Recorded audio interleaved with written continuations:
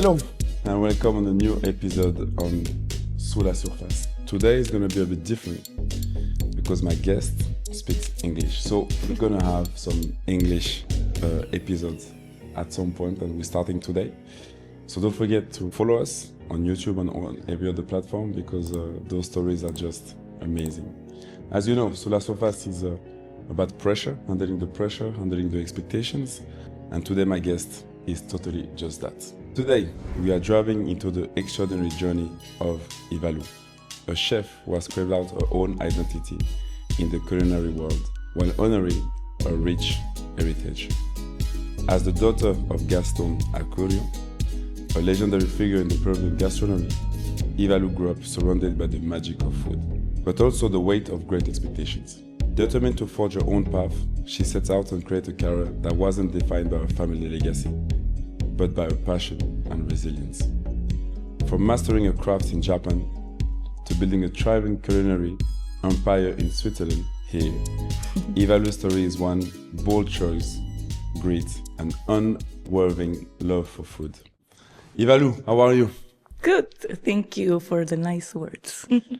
You know, I have to start like that because I'm always impressed when you meet someone that has such a high focus and demand of herself, you know, and I think that's what you have.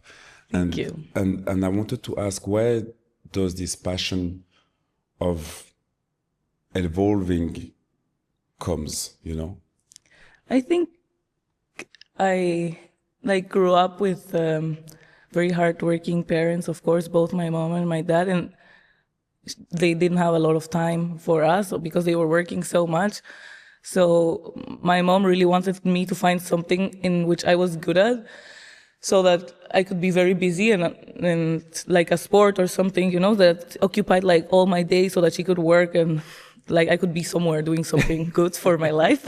And so I was a synchronized swimmer for like 10 years for my national team in Peru. So I always say that I really thank synchronized swimming for basically everything that I did after. I was a very good student. I was very good in university.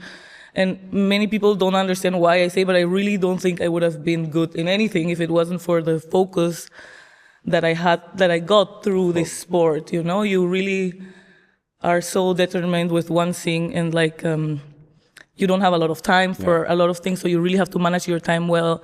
And I really thank synchronized swimming for giving me so much like grit and focus, I think. And I think I still do that, but now I stopped swimming. But in everything that I want to do, I apply that grit that I got from my sport, I think. That's amazing. And so if we look back, and as I mentioned, your dad, Gaston, that is I cannot even describe that because a huge chef, a master chef in this world, and your mom as well, because we should not underestimate the power of your mom, and I will even say the influence that she had on 100%. you. How was it at home when you were a kid, surrounded by parents that are chefs and that are cooking so many delicious food? How was it?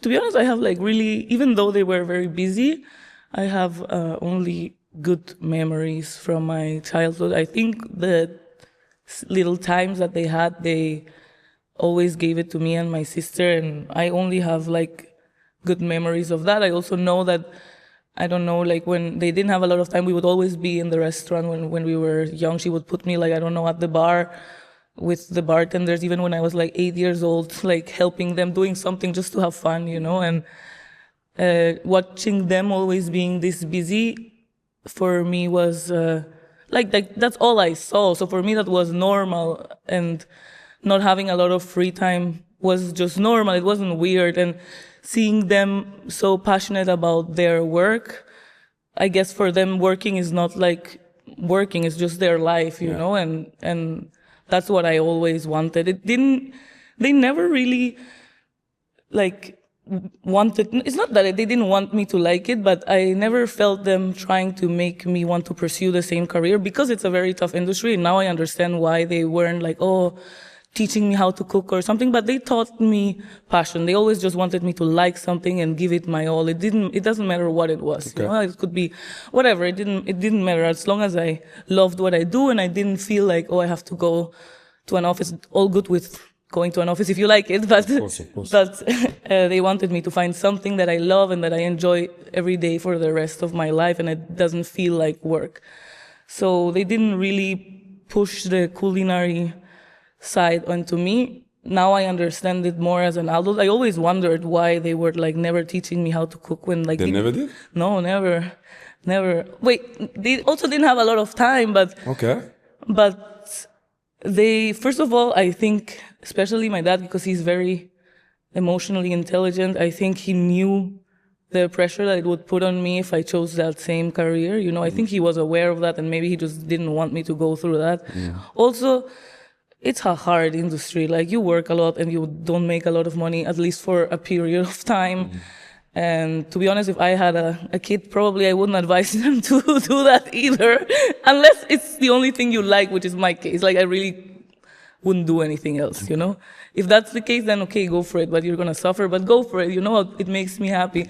But probably that was also a reason. My mom was, when I told her that I wanted to become a chef like them, she was like, oh my God. That was her first reaction. Yeah, she was like, oh God, are you sure? And I was like, yes, I swear. So I think they knew. They were like, wow, you are going to work a lot. No time to do anything else. And I was like, it's okay. That's fine with me. That's crazy, because when you look at the paradox of them not pushing you, mm-hmm. you know, but maybe you being in the environment, so you know what they do. When did you realize how huge your parents were? When was the time where you said, okay, wow, I mean, those guys are working hard, yes, but actually they have restaurants, there are people coming to the restaurants, they're living from it, they're working. Like, when did you realize that it was a huge thing? I guess it was like gradual, because it wasn't like this from the start, you know, so it became bigger and bigger, and then maybe, I don't know, when I was like a teenager, maybe like 15, 16 or something like this, and then they had like a TV show as well, so people would recognize them in the streets, and that's when I was like, that's so weird. Like, why do you want a picture with my dad? That's kind of weird. And then I was like, okay, now I don't want to do groceries with you anymore because people ask for pictures. That's so weird. And then it became normal. I mean, there was a point when they had the TV show that it was annoying. Like, I would just get annoyed at people. I would be like, oh my God, we're having lunch. Like, can you just wait, you know? You know, like, please.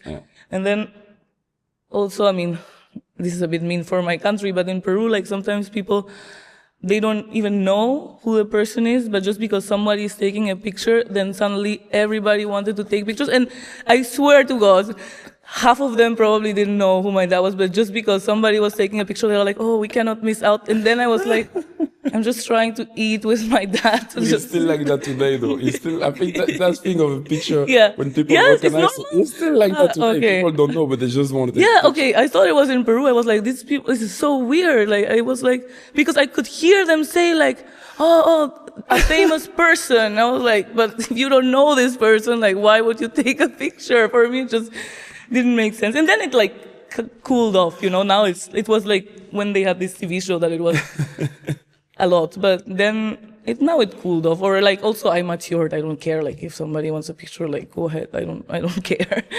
But before, also as a teenager, you're annoyed at most of the things. Yeah. Totally. So, but then when did you realize with all of this? Because I think it's so important to mention those kind of pressure that comes with it, or attention that comes with it. So when did you realize that that was something that you wanted to do as well? So I always knew that I liked their field. So I liked the restaurants. I knew that I enjoyed it. I knew that I had a lot of inherent knowledge because that's all I saw around me. That's all we did as family, was also eating. And I really enjoyed going to restaurants, and I traveled a lot with my dad as well. My mom would sometimes not travel with him, and then I would go, my dad would take me because he knew how much I enjoyed it. So I knew I wanted to be in the industry, but I never allowed myself even to try to cook, because for me it was like, okay, it's their thing, my sister has her thing, and I need to find my thing, you know. So I tried to I was like, okay, maybe I like wines or something like this. And I tried everything, but I was like, okay, I like it, but it's not like, not my thing. And so I studied hospitality, which is like everything around like restaurants or hotels, blah, blah, blah. So I thought like, okay, maybe the management side I like. And I liked it. It's not that I didn't like it, but then during those studies, I felt a little bit further away from my parents. So I like tried to cook a little bit more, and I joined like some like during in my school where I studied, there was a restaurant, so I was working a little bit in that restaurant and doing some like cooking competitions, and it started going well, and I was like, oh, I actually like this, and all my friends were telling me like, oh, you look so happy when you're cooking, and then I signed up for a competition, which was it sounds very stupid, but I signed up for a competition that was a world championship for sandwiches. For sandwiches? Yes. Okay. And I was like, okay, you know what? I know, and I remember I read the theme, and the theme was like, oh, represent your country in a sandwich. And I was like, perfect. Like, I love Peruvian food, and this I think I can do. And I was like, okay, I'll sign up. And I signed up, and there was like a selection in my university, and if I won that, I could go represent against other countries. And I won the one in the university, and I was like, oh, okay, now I have to go against other countries.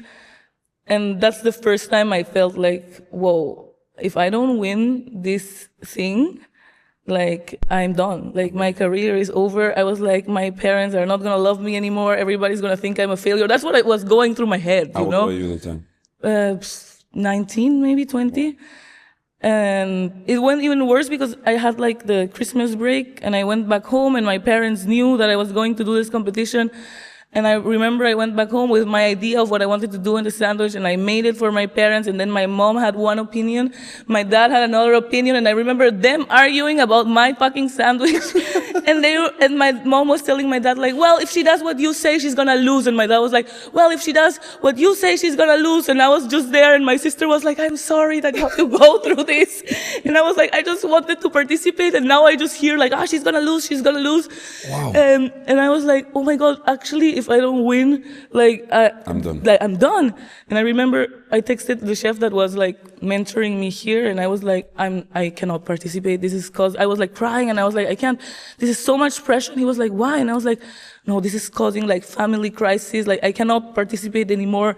And he called me, and he was like, please, like, don't listen to them. We're gonna do as planned. We do what we practice here. Just continue doing that. Like, don't listen to your parents. Like, it's you and me. Like, we're gonna do this. Like, it's okay. And I was like crying, and I was like, okay, you know what? I'm gonna do it for them, the people that were like mentoring me for this competition. I was close to them, so I was like, you know, I'm gonna just ignore everything that is happening here. And I went to my parents. I was like, leave me alone, please. I just want to do this.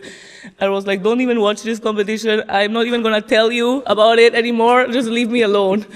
And so I went back, and I participated, and I won. So it was good. And I actually remembered when I was presenting my sandwich, one of the judges said, oh, are you the daughter of Ivalu Acurio? And I said, no. Oh, you said no? Yes, I was so mad. I was like, no, who's that? I Nothing said, to do with him. I was like, who? She said, Ivalu Acurio. I was like, never heard that before, not me. But yeah, then I won, and that was great. And then I was like, okay, maybe this is my thing. What was the sandwich that you made that day then? It was called el chimbombazo, which, like, pan con chimbombo is like a sandwich that you get close to my city, like by the ocean. It's just like fried fish with some pickled onions and a lot of sauce. And I made like a version of that, like a very big and dirty version of that, which is how I like to make food. With a lot of sauce. And I just think it was a good sandwich. I don't know if it was the best sandwich in the world, to be honest, but you won. But I won. And I think the flavors for the judges that were French were new. You know, it was like exciting spices and things that maybe from the other competitors they didn't have. Okay. So it was like maybe a little bit more exciting. I have two questions regarding that matter, and I think so. First of all, would you think, because you saying that it wasn't the best sandwich, but that person, that judge saying that you're the daughter of Gaston, yeah, would you think that, not putting anything away from what you did, but do you think that in that context, it could have Yeah. helped you that you were his daughter. That's why I said no also. And that's why I 90% of the times of my life prior to that, if someone had asked me that question, I would always say no. Also for safety in Peru, mainly, like for safety.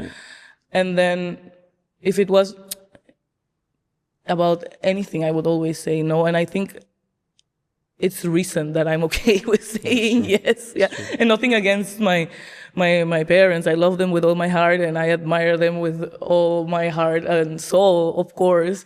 But they also raised me this way. So if I'm like this, it's because of them. So.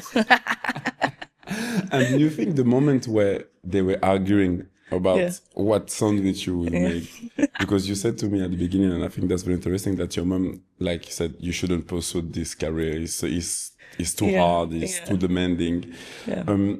What was the message behind that? What was the message behind this argument? Is that really one is better than the other cooking, or it was just for you to say, no, she needs to quit? I mean, she doesn't need to do that. What do you think? No, I think first of all they argue a lot also, like, and that's part of it. Yes, and I'm used to just them having like polar opposite opinions.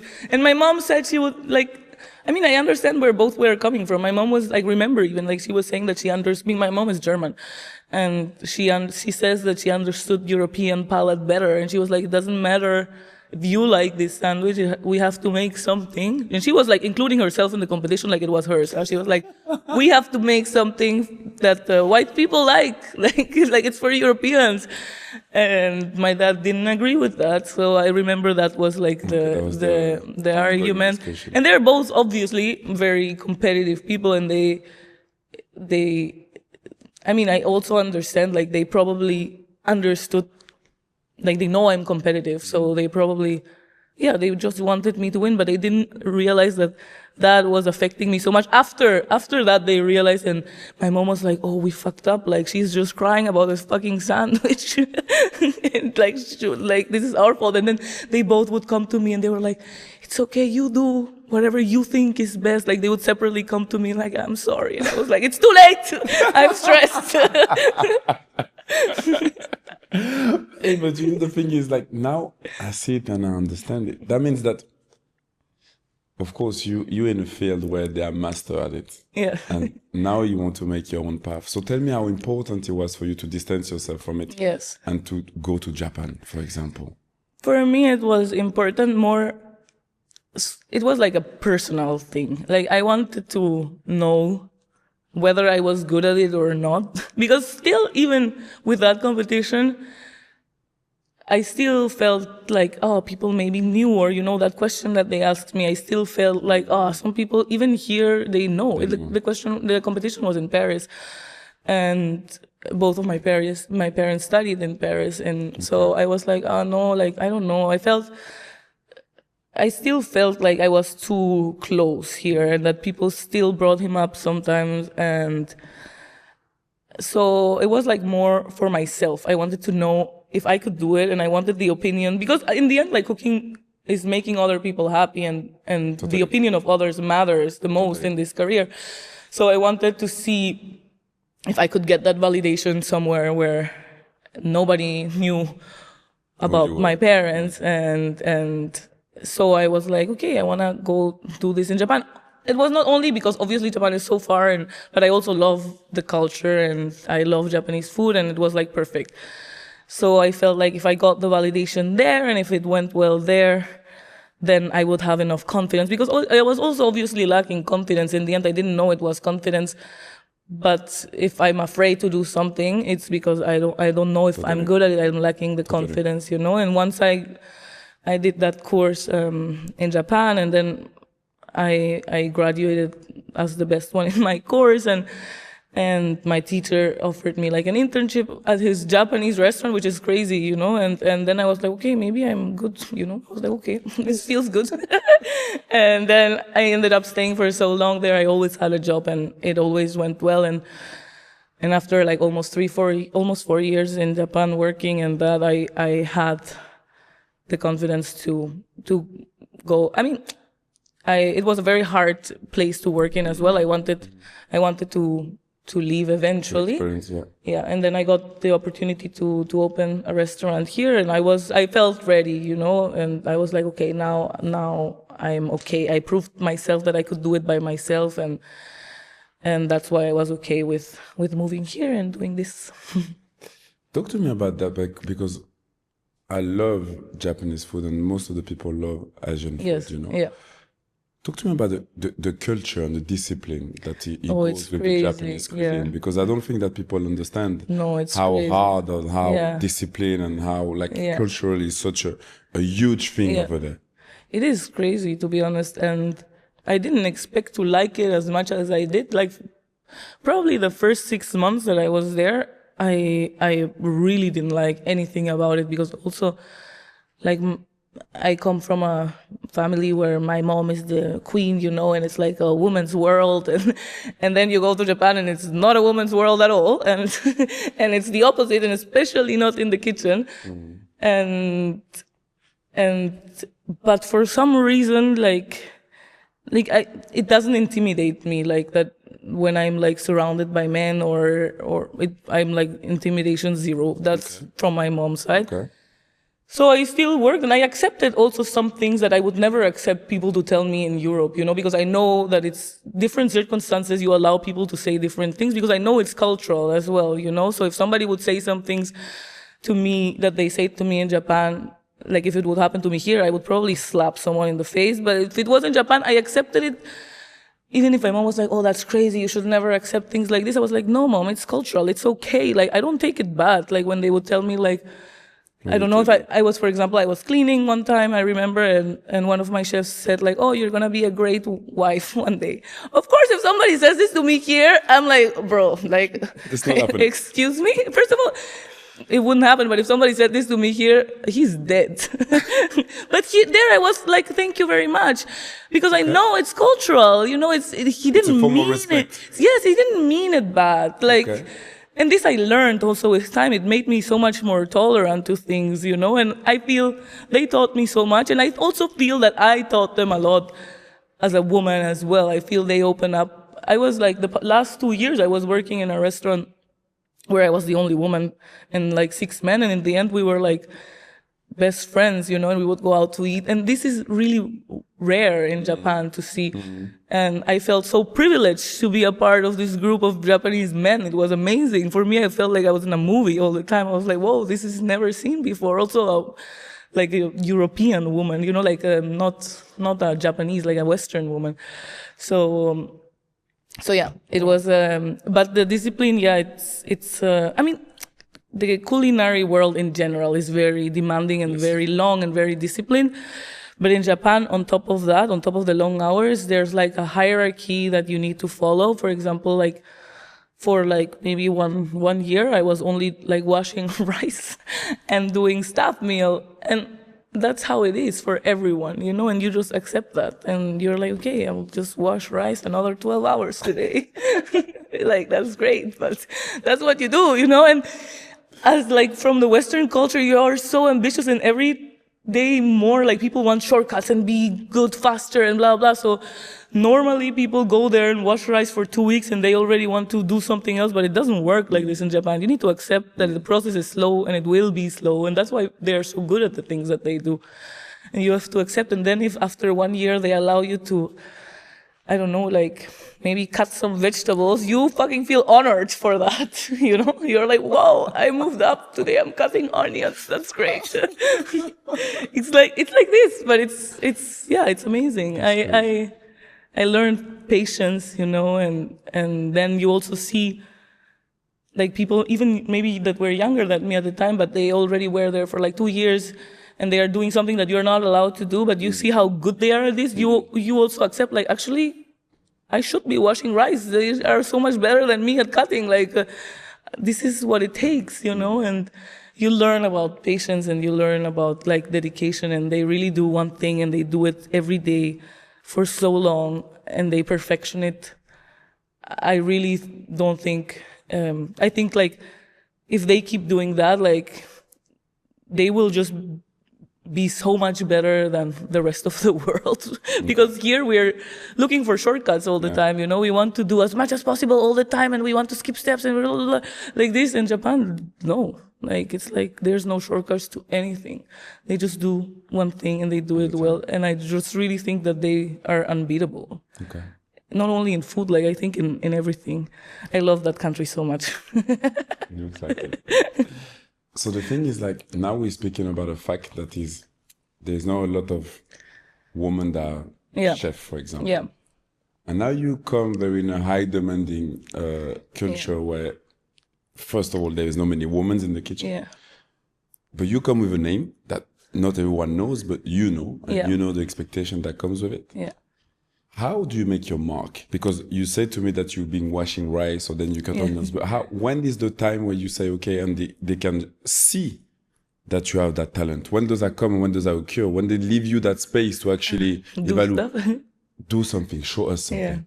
I think also maybe I'm not shy, you know, and I am always like a little bit like joking with people. And I was always like, I don't do it on purpose, but somehow like my chefs always loved me and they would always be like, oh, you want to go for a drink and something. And then like, I'm very open with people. I talk and if I like you, like, I like to get close to people and I'm very warm as a person, and Japanese culture is not warm at all. So, I don't know. I feel like this is like how I entered a little bit like, maybe in the world of, they allowed me into their world. And then I don't know, for example, like I started doing like staff meal for everybody to eat and they liked it. And then they see like, oh, she's actually kind of good at it. And I would always go home and also, I mean, this was a little bit my psycho era. So tell me about your psycho era. It was my psycho era. Like, now I'm not like this anymore, and I sometimes wish I still was a little bit like this, but I really was very non-allowing myself to have like a free time. You know, if I had free time, all my free time was dedicated to my career, you know, like if I had, or if like somebody would cut, I was like a psychopath. I would go to the supermarket after work and buy like 5 kilos of onions and I would just go home and cut them because I felt I needed to cut faster than the other person, you know, like it's not healthy to be like this at all. But this was my phase when I was like going a bit crazy where I felt like I needed to be good. So I was doing that. And then I was also reading a lot about Japanese cooking and I was like, my sister bought me, I remember, like a book of Japanese cooking, like very ancient Japanese cooking. And I had like a mission that I wanted to make all the dishes of that book. But I also was working like 15 hours a day. So I was literally like, I don't know, wake up like 3 hours before my work to make one of the dishes. And so I would show those pictures or I would post them on Instagram and people saw that I could cook, I guess. And I mean, I met nice people also in Japan, and then they offered me, after that job, I was a little bit exhausted of working in a Japanese restaurant, mainly because I was lacking the growth that I was hoping I would have. Like, I was not allowed to do a lot of things, like not even like touching fish or stuff like this that I wanted to do, you know? Okay. So I had like the opportunity to work with a friend, like somebody that I met there. He was opening like a mezcal and tequila bar, and he wanted like one chef only that was doing like a different menu that goes with the tequila and the mezcal, whatever she or he wants. And that was amazing for me because it was like a very high-end bar, so I didn't have a lot of budget, so I could really buy whatever meat, wagyu, like expensive meats that I wanted, like work with any fish that I wanted, and I was making like small menus for the customers at that bar. And it was the first time that I was doing 100% what I wanted, my food, and all the feedback that I got from the customers was very positive all the time. And that's when I started having the confidence to make my own food, you know, like I was like, okay, I'm ready to like do my recipes for the first time. And I did that for like a year and a half. And it was like, I think that gave me the confidence I know that I can make nice food myself. And in those psycho moments where you actually go and buy the onions, in what state are you? Because I'm thinking you're learning slow, you are totally as well passionate about what you do. Yes. But it must have been tough when you were Oh alone yeah, at home. Like, it was not okay. what was like? Did you cry? Did you regret being in Japan because it was so hard for you to make your Yeah. space? Was it some moments where you said to yourself, like before, you said, if Yeah. I don't win that competition, I quit? Yeah. Was the time where in Japan you said to yourself, Yeah, so of tough, let me course. go back home? More so in the beginning when you don't understand anything, because really it's like a different world, you know. It's so hard to also meet people. And even though I remember I went on a mission. I said, I'm going for my career. I don't want to make any friends. I'm just going for my career and that's it.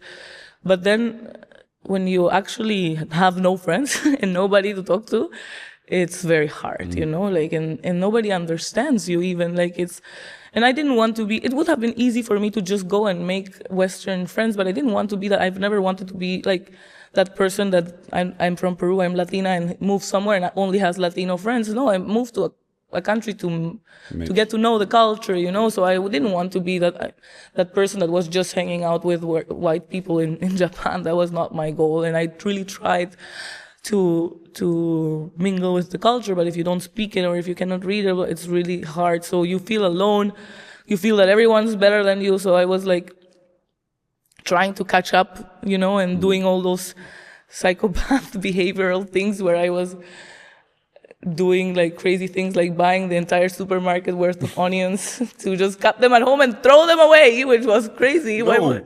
What do you do? It was like this of onions. It was just to train, actually. Of course, it was just to train. I was Quick, like, and not only onions, like there were like different styles of cutting that I learned during my course, and like it's like this daikon, it's this white radish. I remember you have to like peel it with the knife, like in a very thin manner. It's called katsuramuki, and it was kind of hard. So I would just go and buy 10 daikons, and I would spend like 5 hours before going to school just doing that, and then just throwing it away. Wow, that's discipline. Yes, it was crazy, but it's not that healthy, to be honest, to be like this, because like even if I would watch something on TV, it had to be about cooking. Otherwise, I was not allowing myself to even do that, you know. I'm not like this anymore. I'm just letting you know I've changed. She changed. I enjoy, I watch stupid things for 5 hours on YouTube and I don't hate myself for it. So I've changed. But yeah, back in the days it was bad. But would that come with the culture? For example, if like an onion was cut a bit too big, would the chef tell you? Yes, of course. This is 100%. Like they would be like throwing out the pieces that are not okay, or yeah, for sure. Okay, Yeah.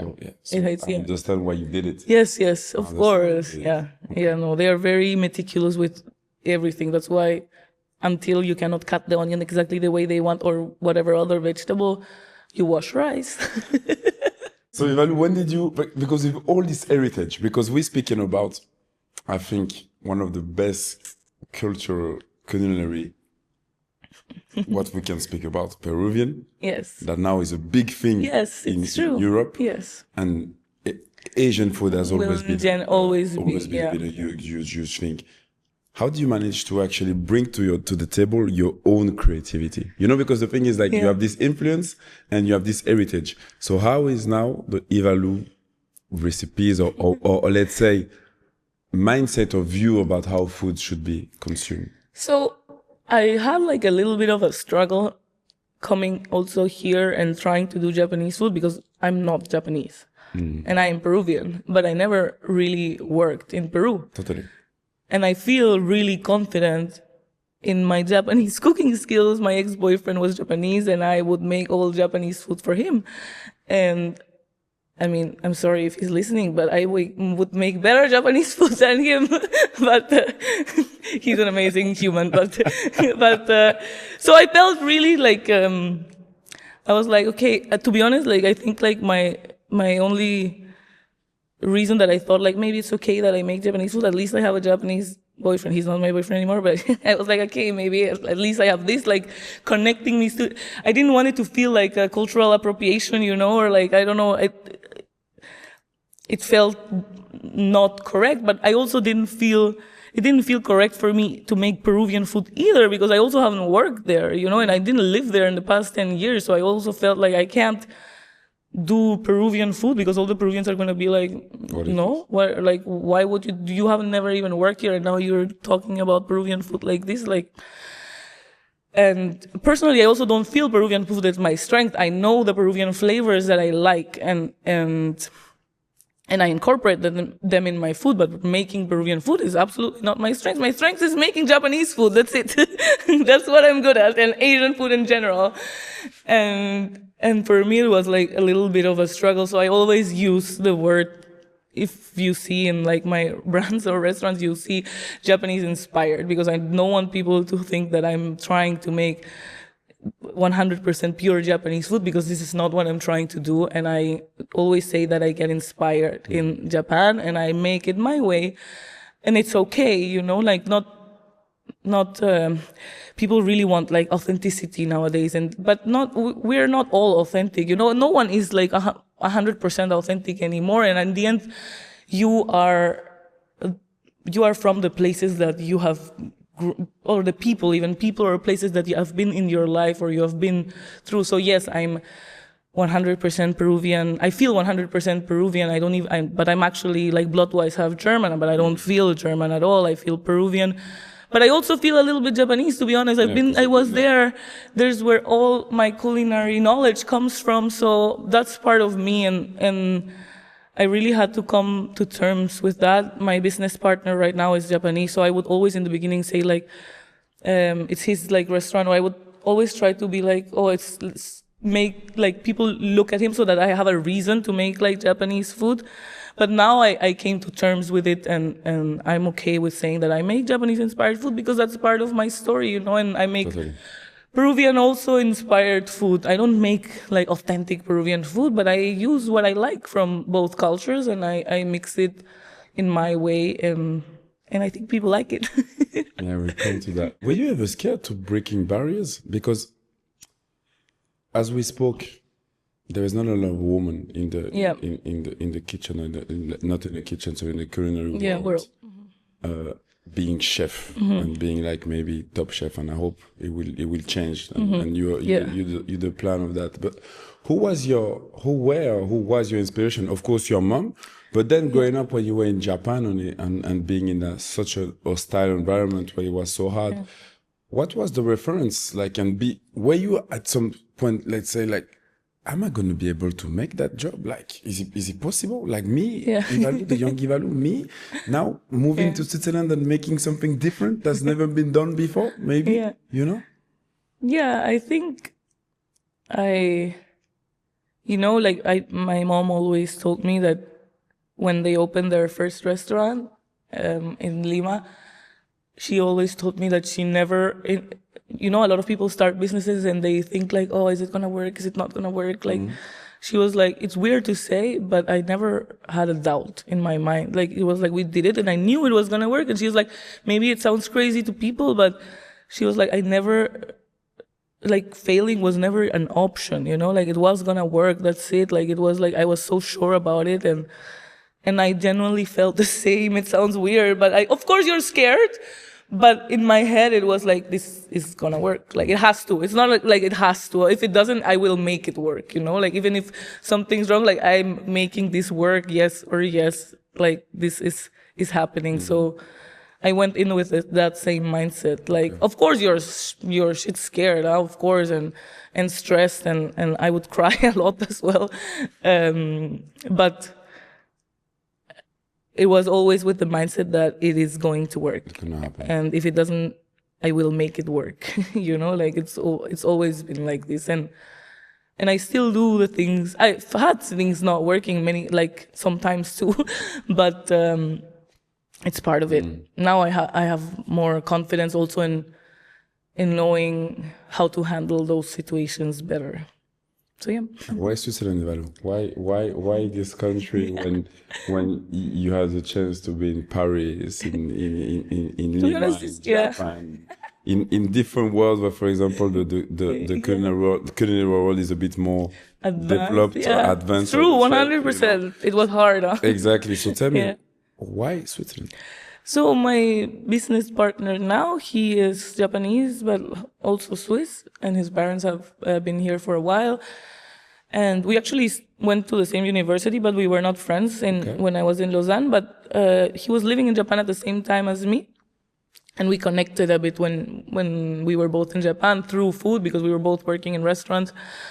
And then he moved back here, and his parents also have a restaurant, and I think he also wanted to do something on his own, but he's not a chef. Okay.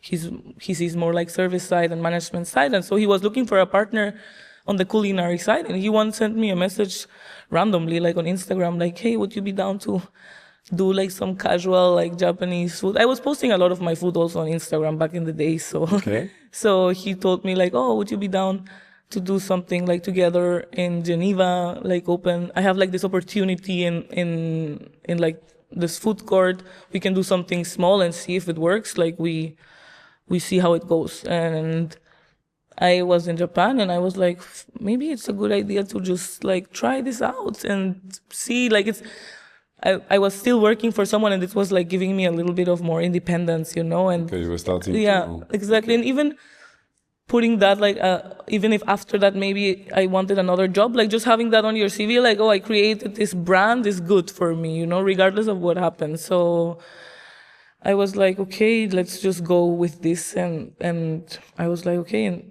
I moved back here, which was in the beginning a bit hard, of course, from Tokyo, which is like the busiest city ever, to Geneva, which for me felt like a village. Now I like it. Now I like it.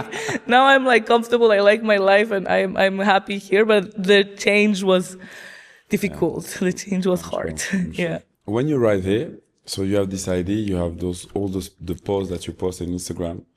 You now have the chance to make your own thing. Yes. How is that process, and how did you start? Because I've eaten to your restaurant, yes. and I have to say, guys, it's delicious. And she will tell you the name right now. She will tell you the name right now. But again, what was the idea? Of course, we speak about the Japanese food. Yeah. Coming into a culture where it's hard to come in, because we know that Switzerland is a bit different. Yes. But you knew it was going to work. So tell me about your brands. Tell me about those three brands and the different aspect of it. So we started with Sando. I always wanted to have something. I never thought about like a burger joint, to be honest. But I like sandwiches, like the sandwich that I made for the competition. I really like it, and I think it's something that everybody likes. And I looked at actually the other concepts that were opening in that food court, and I saw there was no burger, so I was like, okay, let's do a burger. But it was more like random. It was like, okay, this fits here. Okay. And then I was like, okay, and then I looked, I was like, okay, I looked like globally, I was like, I don't see any like Japanese inspired burger joint. It's all like the famous ones are American or, but nothing with like, or nothing actually famous, at least with like Japanese inspired. And I was like, perfect. Okay, let's do this. And I remember I was in Japan and I ate maybe every day a burger for like the last 2 months that I was in Japan. I was like, I need to try all the Japanese burgers that I can eat. So I was just eating burgers every day, sometimes 2, but like I was like to try them. I was like, oh my God, I'm going to die. But I was just trying them. And then I like came up with it. I was like, okay, this is actually cool. I think no one, and then I got like super into it. And I loved it. Like when I was testing the recipes, I was like, oh, this is nice. I was like, then I knew. I was like, okay, this is nice. I like this a lot. And my main fear, I think, was I didn't think people want to eat burgers every day. That's just my thought, because I don't want to eat a burger every day. So I was like, maybe it's just going to be full, like from Friday, Saturday, Sunday, maybe when people like cheat, you know, that's what I thought. But it's full on Monday, yeah? So I don't know if it's just Switzerland that likes burgers this much, but yeah, it's full. And then after that, I was like, okay, I want to make something a little bit more healthy, you know, like it's something that I want to eat every day. So I made saoko, which is like Peruvian, Japanese inspired, like rice bowls, and it went well, but it doesn't sell as much as Sando. Like, people really like burgers. Like, we have amazing feedback from Saoko. To be honest, we have way less complaints at Saoko. People really love it because also the flavors are so new, you know, Peruvian, Japanese. Like, people really love it, but I guess people are not as healthy as I thought. They still want fries and burgers and beer. No, but we have to say that burger is special. Yes, they like, well, yeah, I hope so. That burger is special. But for example, how do you? So you said you tested. But how? Where comes your unique touch in that burger? Because, for example, as you said, Yeah. burger comes from America. Let's Yeah. say we have those idea of McDonald's and stuff like Yeah. that. But now is you tasting in Japan, tasting 100 and different burgers just to Yeah. have a taste and a different flavor.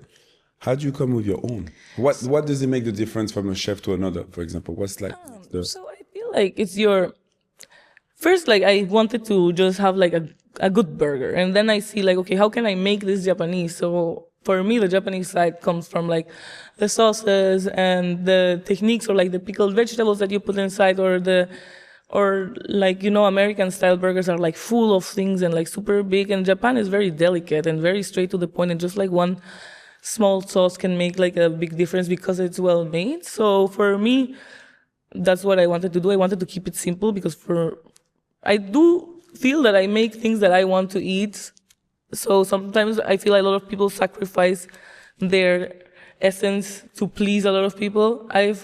But I really just I want to make things that represent me when I make food. So for me, I wanted to keep it simple. I wanted to keep it very clean, in terms of the burger style. And I didn't want to sacrifice, because I worked a lot in fine dining before. Now I do only like casual fast food, comfort food, and no fine dining at all. But I come from fine dining background, so I wanted to also keep my fine dining school in terms of like, I will not compromise, and we make everything from scratch, you know. We don't buy any sauce or anything cut or everything. This I wanted to keep, you know. I saw how, and I also understand why here a lot of things are pre-bought, most of the restaurants, I'm sorry, but buy everything pre-made, and it's very sad but I understand it because labor is so expensive here, you know. So if you want to make your staff cut an onion, this is going to be a very expensively cut onion, because you know how much that kid is making per month. It's crazy.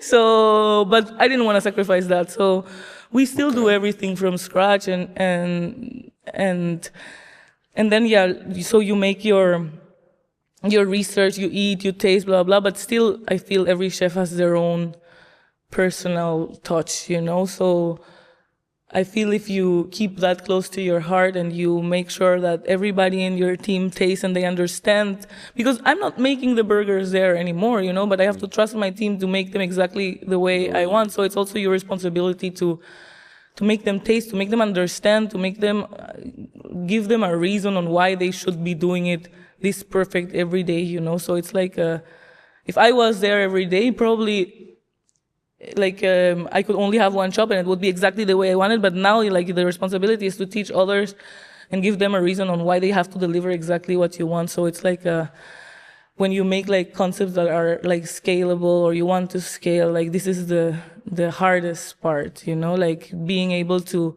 make them understand like where you're coming from, what you want, and give them let them enter your heart, or your inside you, so they can understand you, you know, and what you want them to deliver, because in the end it's them now that represent me and my brand and my business partner. I would be nothing without my teams now. It's so crazy, because now I think of your journey.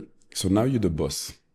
You can call it like that, with your partner. You know? Yes, we are. But let's say that now, and in a world where there's not a lot of women, how do you manage people?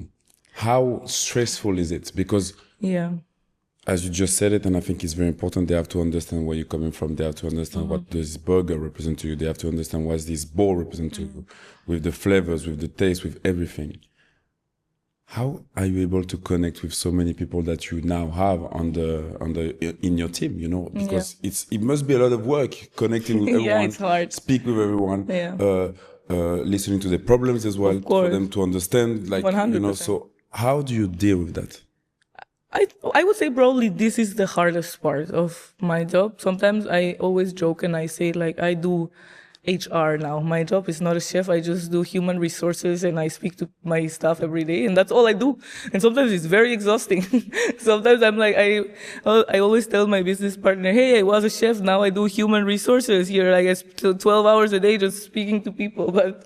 And I also feel sometimes my staff doesn't understand that they ask me a lot of things, but I always feel that they are the only ones asking me this. But I'm like, like there's 20 others telling me things that they need from me or they want from me, and they blah, blah, blah.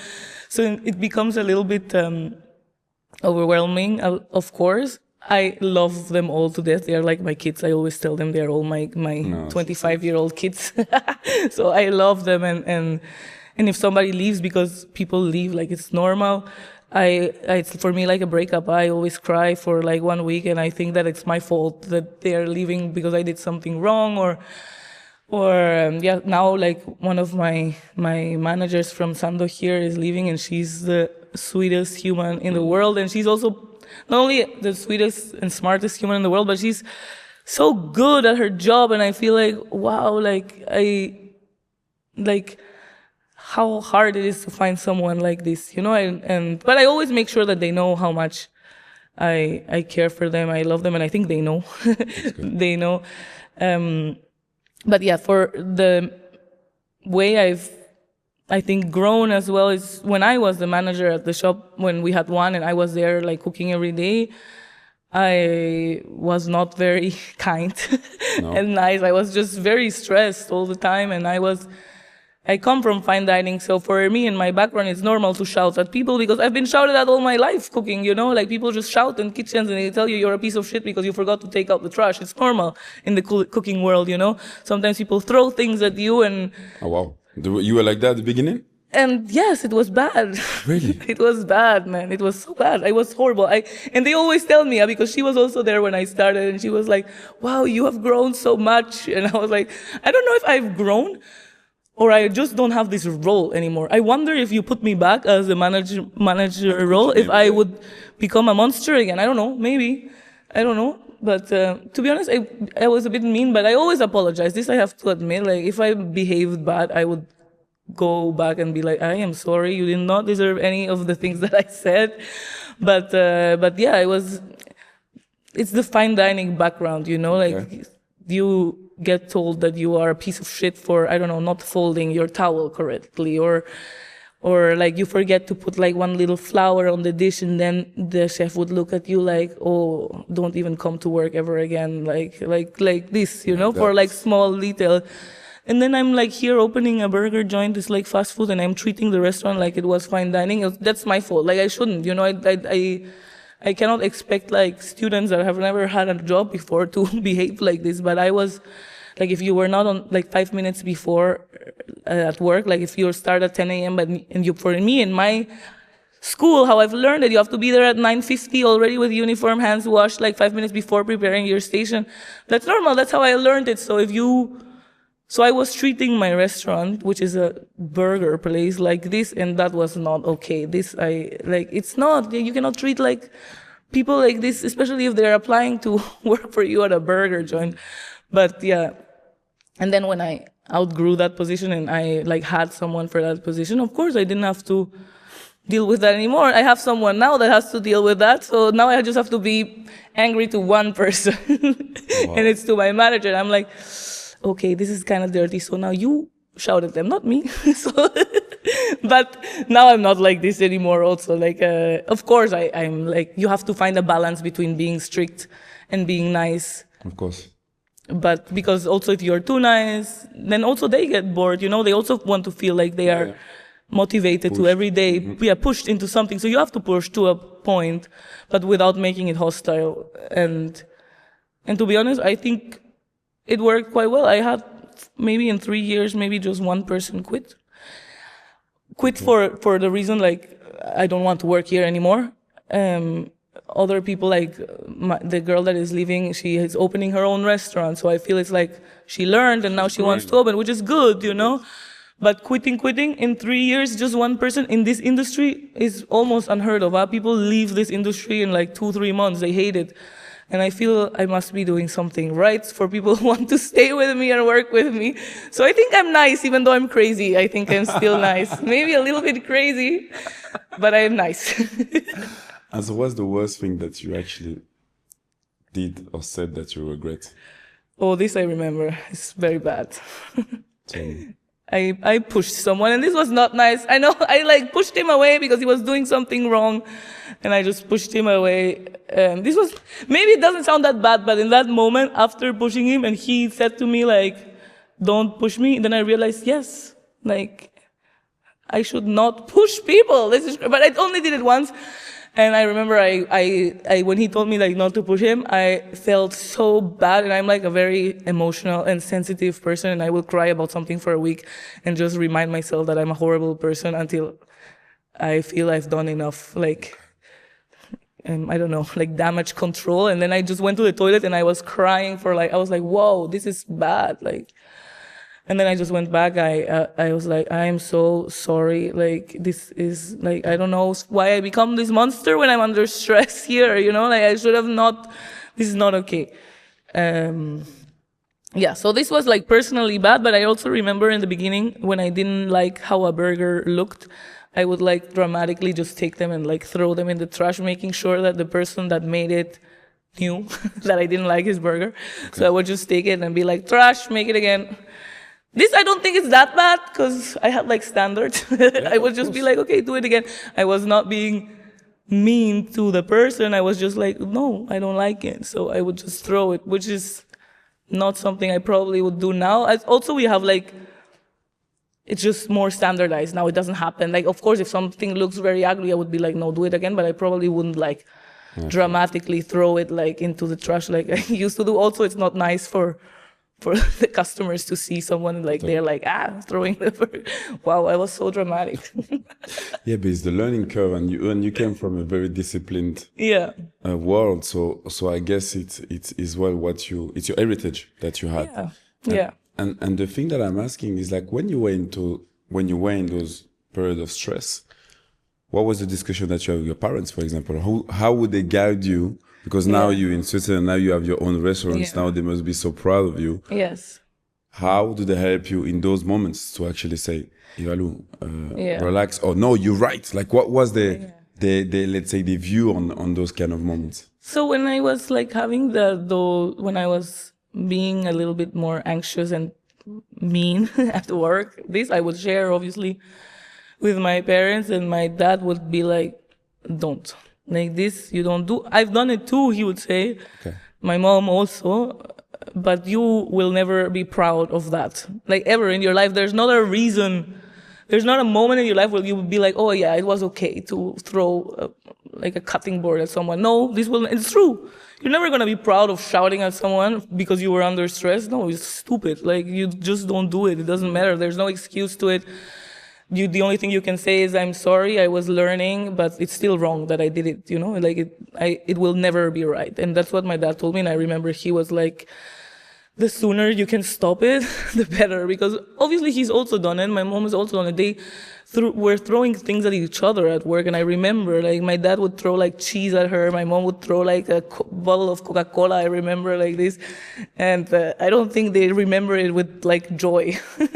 So yeah, he just said like, you will never look back and be like, good times. No, like it's not nice. It's not nice to not be nice to people. And you can educate or teach your staff or people that work with you in way better than with like being angry. You know, this is not the school you want to bring, you know. So and it's true. So I try to cut it as soon as possible. That's good. When we speak about mental stress, you know, because of course you came from fine dining, now it's a bit different, and now you have as well a different role. Yeah. And how do you, because when we look at chefs, you know, I have Fabien Perron that you know. Yeah. That came into I saw the last show as well before, who's a huge chef. Yeah. And I know others, but when you look at the hours, you're thinking, wow, those guys don't have a life. Yeah. And how is it for you today? Like, do you have a life? Do you have time for yourself? Do you have time to see friends? Do you have time to enjoy life? Or you still under that pressure of being productive, of having new brands, of making sure that your clients are happy, that your staff is happy? How is it? Because from the outside, it looks like being a chef is, I don't want to use the word traumatizing, but it's a bit the word that I wanna use now. You know, like, wow, those guys don't have no lives at all. You know, they finish late in the night, they start early because they have to cook. It's true. Yeah, I think it's like an industry that either is for you or it isn't. Like, it's just simple. It's not like, okay, you know, like you can work in a bank and maybe not love it, but like you still do your job like in the kitchen. No, if you either love it, it's for you, or just like go do something else, because it's very demanding, like physically also, you know. Right now I don't go through the physical things that I used to go to, but I've done it for like 10 years. Like I was working like 14, 15 hours a day was my normal standing, you know. It's like tough on your body. And usually also the people in like the culinary world are a little bit crazy. So you would finish work, and because you don't have a life, like actually after that you want to have a little life. So you go for a drink or like two, and then, because otherwise you have nothing, you know, other than that. So you're like, after that, people would be like, okay, let's just go for one drink. So after your shift, to relax, you go for a drink with them, and then it's suddenly like 3 a.m, but you have to be at work at 8, and then it's a lot, you know. But it's maybe the beginning is hard, but once you're in that rhythm, I really loved it. Even like those days, I remember it was like, okay, this work, after like drink, then home, like sleep, wake up. Like once you're in that little, like you get the rhythm, you are in it, and I don't know, I don't remember feeling like super tired. Only if I like took breaks and then I started again the first month, I was like, whoa, like I don't know if this is for me anymore. But once you're back in the rhythm, I used to actually really enjoy it. And now, of course, my life is different, you know. I don't know if I could still do what I used to do back in the days. but my life is different. I have different types of stress that are more mental, which is very exhausting as well, to have like, to have to deal with people. And I really care that I will really want everyone to be happy at work, you know, and I try my best, and I think just the mental load of dealing with people is very, very, very exhausting. But I do allow myself things that I didn't allow myself in the past, you know, like enjoying, I don't know, like watching a movie, or like enjoying a day off without doing anything like work related. I obviously I had days off back in the days, but I would like spend that day reading cooking books, you know. And now if I don't do anything work related, I'm okay with that.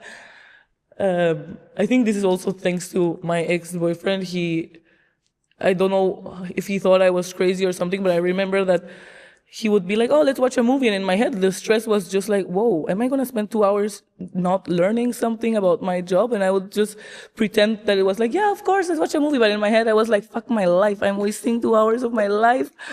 I was like, whoa, but I hope he doesn't think I'm crazy. I cannot tell him. So I would like, and then I was like, whoa, he is like a normal guy that watches movies and like goes to the gym and enjoys that, you know. And then he would, like, he really like slowly like taught me that it's okay to have those moments, and then to just let go. Yeah. And then I would, like, he used to live in Zurich, and when he would like leave for the week, like for the work week, I was like, okay, I need to catch up on all the free time that I enjoyed with him during the week. So that was my mindset in the beginning. I was like, okay, so I didn't do anything on Saturday and do nothing on Sunday. So now I need to wake up even like 2 hours earlier to read like this. But slowly I was letting go of that. And now I think it was thanks to him that now I also feel that I perform better at work, you know, when I have time for myself and when I can take care of myself, because it's also taking care of you, you know, it's taking care of you. Of course. And yeah, so now I do allow myself those things. And I also don't feel like, for me, it's not like I have a job, you know, this is my life and I wouldn't be nothing without my job. Like, this is what I wake up and I am happy to do this. It's not like I have to go to work. It's not a duty for me. I go to work because I enjoy it, and this is my life, and this is what I do, and I would be nothing without that. Like, that's what gives me a reason to be on this planet, to be happy, and if I didn't have that, what would I do? Like, for me, I'm like thankful that I have something that drives me every day, like when it's Sunday and actually all my restaurants are closed, or I have nothing to do. I can't wait to go to work tomorrow. I like it.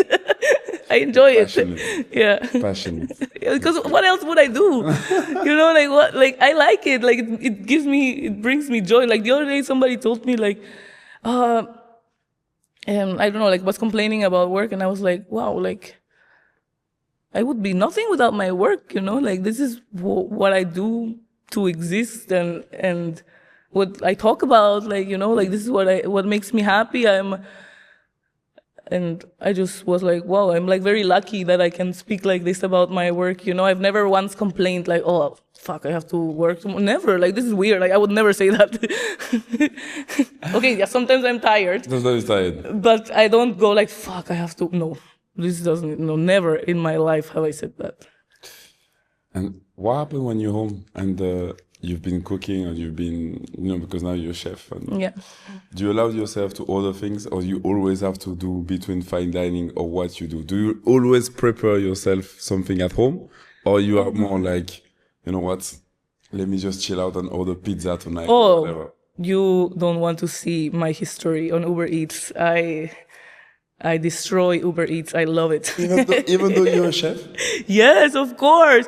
Also, people don't understand like how much joy we get also from other people cooking for us, because we always cook for people, and I love it. And I love cooking for people. It's, I think, my way of showing love. Also, it's my love language, like, I love it and I will always do it. But if from once in a while somebody makes you food, it's kind of nice too. Even if it's Uber Eats? Yes, and believe me, I will always enjoy it as long as I didn't have to make it myself, I was like, wow, somebody made the rice for me, that's kind of nice. Did somebody wash it as well for you? Oh yeah, if somebody washed it for me, then even better. It's nice, and that's why, like, ordering, yes, no, I think most cooks and chefs that I know, like, they don't go home and cook. Like, that's crazy. That would be like a bit psychopathic if you spent like 10 hours a day. Maybe now I do it because I don't spend 10 hours a day cooking, But when I did spend 10 hours a day cooking, you have not used a pan at home. Like, maybe I would fry myself an egg on a Sunday, but like, that was as far as I would cook, for myself, Unless it was like for practicing or for other people. If it's like a meal that I'm gonna cook for myself, no. Like, a fried egg is the highest you will see. Ivalu. Tell me, so you have 3 brands. Yes. The last one that you're gonna explain to me a little bit about. And you have 4 different sale points, right? Yes. So what is the last one? Because we spoke about the burgers, we spoke about Psycho, that is more of this. So, fried chicken, yes. We make fried chicken. I love fried chicken. That's the main reason, maybe. We have some fried chicken at Sando too, and it sells very well. Mm-hmm. And then I was also doing some research, and the fastest growing type of fast food last year was fried chicken, even before burgers. So, and I was like, okay, everything that is happening in like bigger cities reaches Switzerland a few years later. So I was like, okay, perfect time to do fried chicken here, because probably nobody's doing this. But again, I also didn't want to make like traditional fried chicken, because obviously this is not my style. So I just combined the techniques that I learned with the flavors that I learned, that I like, with the flavors that I like. And this one we didn't brand as anything. This is just fried chicken joint. It doesn't say whether it's Japanese or Peruvian or whatever inspired. So I actually allowed myself to finally experiment with all the flavors that I like. It has a lot of Peruvian influence. It has a lot of Japanese influence, because that's just my style. But it has a lot of Asian in general. Mm-hmm. This is what I like.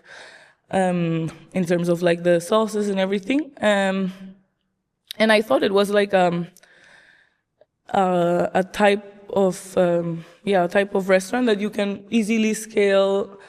You need not that much labor, low investment, which is what we try to do. Something like economically friendly for people to eat. It's cheaper than making burgers because beef is quite expensive. So I wanted something a little bit more accessible also to everybody. And I was like, okay, if burgers work so well, it means that maybe fried chicken too. I mean, apparently people are not so healthy, so maybe they like fried chicken too. And the only problem is that, yes, it's in Zurich, so it's a pop-up just for now. We just found this opportunity in Zurich and we decided to try it out. I have an amazing chef working there for Sando, so I asked him if he wanted to do this as well. And he's amazing. I trust him 1000%. So I made the recipes, I tried them with him, and we said, okay, let's try it out. It's not easy to open something when you're not there all the time, so you just have to trust the people that are there. But it's hard, if you cannot see every day what's happening, what's going on. So you try to go once per week, but it's you don't see everything in just one day and then you come back. So it's hard in the beginning. And we have partners there, so we have to just trust our partners that they will do the job that you would like to do.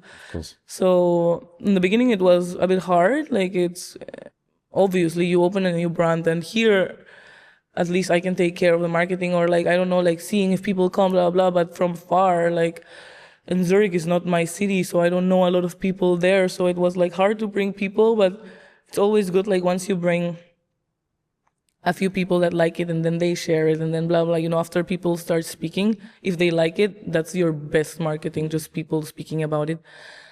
And I think it started to go well, so now we are almost always full, which is great to hear. So I'm happy. I think people are liking it. All the feedback that we've gotten is very positive, just that it's a bit big, but that's just my style. I like to make big things. Thanks.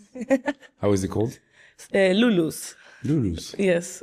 Okay. And all your names that you have, are there meanings behind it? So Sando, we came up with it together. It just means sandwich in Japanese, and I liked it. It was very clean. We both said, let's do Sando. Saoko, actually a friend of mine suggested it. I just told them the concept, and I was asking for names, and a friend said how about Saoko? And I was whoa, I love this name because it's Latin American slang, but it sounds Japanese.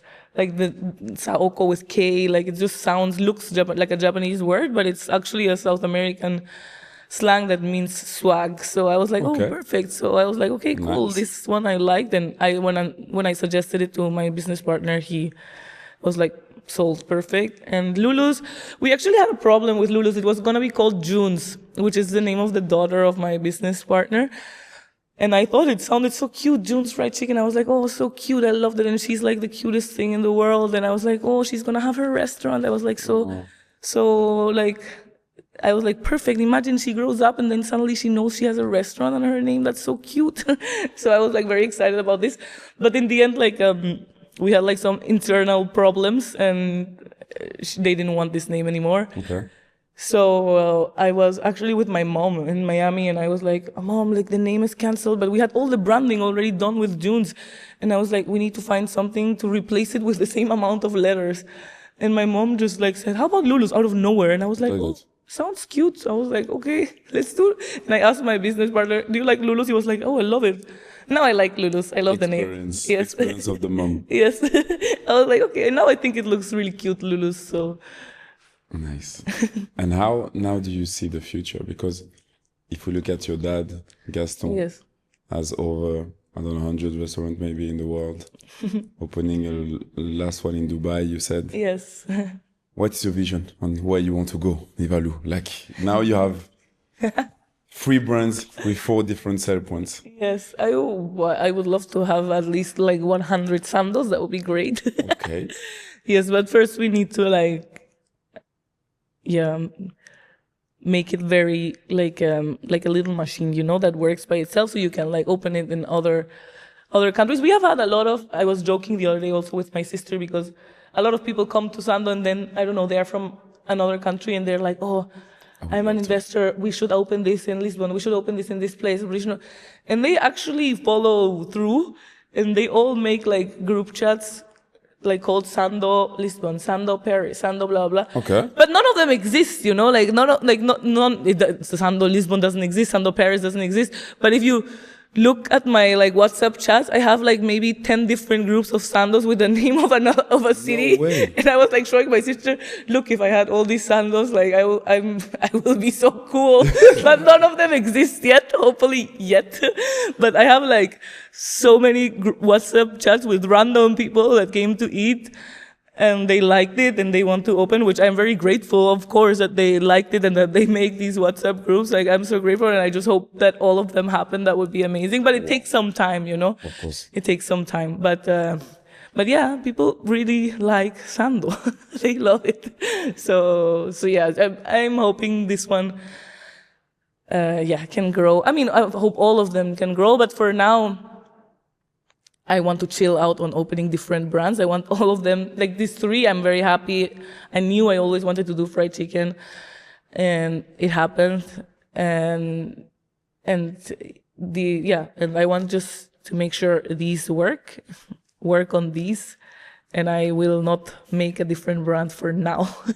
I want to focus on this. It looks like you had so much and so many different ideas in your head. No, but I'm gonna stop. You were just gonna say like, yeah, but I want to open. Yeah, there was one thing, but no. What is that thing? What is it? What is it? Tell me. No, What like is it? sometimes I really want to have a restaurant again, like a real, you know, Like a fine dining. not fine dining, but like a casual but cool restaurant with a lot of like plates to share. It's called izakaya in Japanese. Okay. It's like a sharing style, but like a real restaurant, you know, with waiters, with cocktails, with good vibes, like.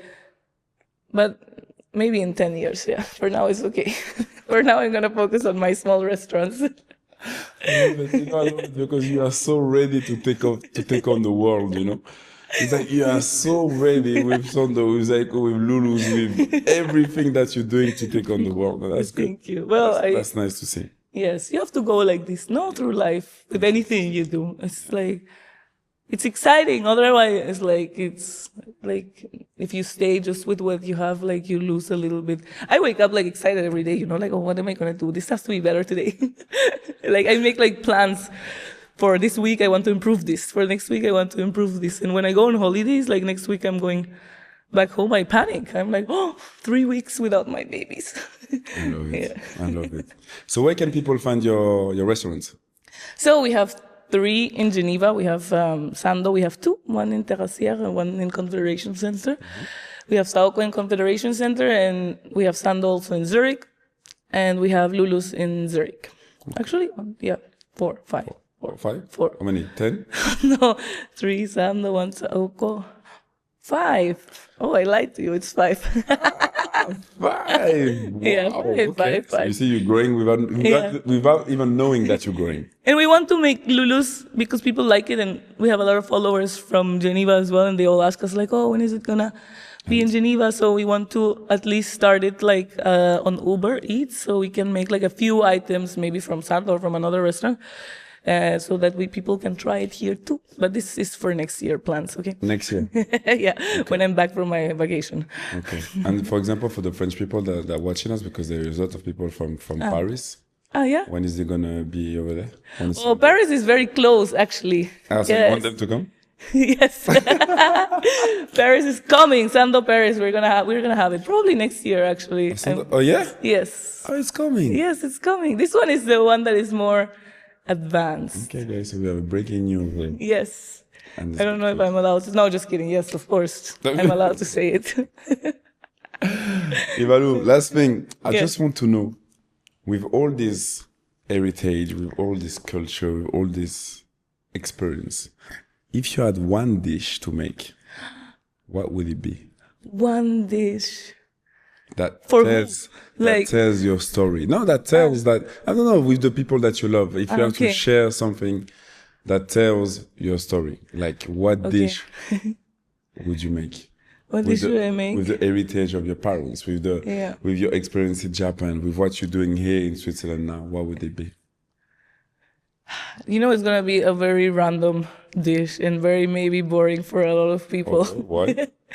Because, but I don't know why I love it, and people sometimes like when I make it, they actually like, oh wow, this is actually nice. But I never sell it at any restaurant. I just make it at home. Okay. And it's very weird to say, but it's like actually Chinese dish. It's called congee, but I make it my way. You know, I make it Peruvian style. In Peru, we also have our own version of that, which is aguadito. But I like dishes that you can just have like in one bowl, and you can just eat it with a spoon. Okay. And you just like, you know, like you just have like one spoon, and then you don't have to like cut anything or like just like eat in a bowl. And if you want more, you just. But is it a soup? Is it vegetables? It's a rice porridge Okay. with like the original dish is a rice porridge with like ginger and garlic and scallions and chicken and whatever other like kind of toppings that you like. So I make it this way, but I make it a little bit Peruvian and a little bit Japanese because I put a lot of coriander, I put a lot of garlic, and I make like a homemade like chili oil with garlic chips, and so it's a little bit spicy too. And yeah, it's really nice. It's just like comfort food, and I always, and especially in winter. Maybe I'm thinking about this because I've been making it a lot because it got cold. So now I made maybe 2 days ago like this. So now if I go home, I can eat You that. still have it? Yes, it's Oh. amazing. Sounds nice. Maybe she will open a restaurant with it.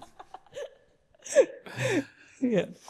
Are your parents proud of you, Ivalu? Oh yes, of course. I mean, I imagine.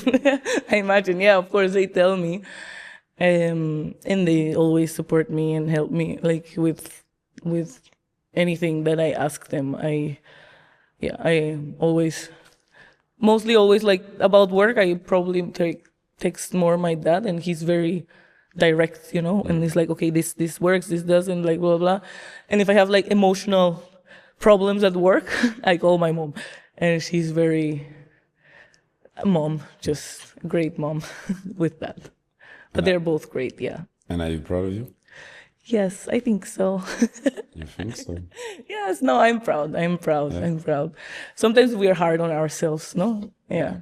I agree. Sometimes you don't know if you're just lucky or you actually worked hard, or if it's just like, I don't know, destiny or something. You try to find excuses not to give yourself so much credit sometimes, you know? That's so true. But yeah, like of course, yes, I worked very hard for this, so You did. yes. You did. So I'm proud, yes. And yeah, Ivalu, I just want to thank you. No, You know, thank you. I want to thank you for the courage that you had of leaving home where maybe the comfort zone was, where you could have just grown up in the step of your parents and have the let's say the easy path of just following their footsteps. Now you chose the hardest way and it paid off. So I just want to thank you because I think that it's hard sometimes to realize that making things on your own terms is very important.